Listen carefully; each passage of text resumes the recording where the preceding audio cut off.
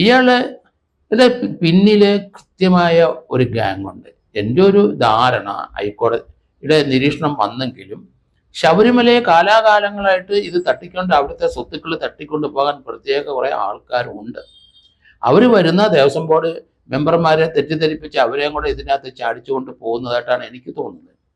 കാരണം സ്ഥിരമായിട്ട് റിട്ടയർ ചെയ്യുന്നവരെ ശബരിമല മാത്രം കിടക്കുന്ന ധാരാളം ജീവനക്കാരുണ്ട്.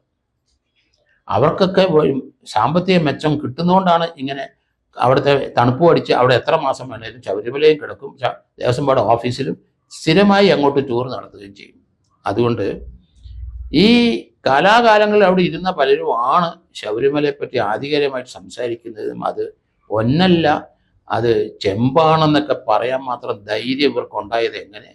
സാമ്പത്തികമായ നേട്ടം, അവിടെയുള്ള കൃത്രിമമായ റെക്കോർഡ് ഉണ്ടാക്കാനും അതിന് കഴിവുള്ളവരൊക്കെ തന്നെയാണ് ഇവര് എന്ന് മേലുദ്യോഗസ്ഥന്മാരെ തെളിയിച്ച് അവരും ഇവരിൽ നിന്ന് എന്തെങ്കിലുമൊക്കെ കൈപ്പറ്റുന്നുണ്ടോ എന്ന് എനിക്ക് സംശയം. കാരണം ഉണ്ടാവണമല്ലോ, അല്ലെങ്കിൽ ശബരിമലയിലെ ഈ സാധനങ്ങൾ വെളിയിലോട്ട് കൊണ്ടുപോകില്ലല്ലോ. അവിടം കൊണ്ട് തന്നെ മനസ്സിലാകും. കാരണം അവിടുന്ന് എത്ര കൊണ്ടുപോയി എത്ര കിട്ടിയെന്നല്ല നോക്കേണ്ടത്, മൊത്തമായി അവിടുന്ന് അടിച്ചു മാറ്റിയത് തിരിച്ചെടുത്തേ പറ്റുള്ളൂ.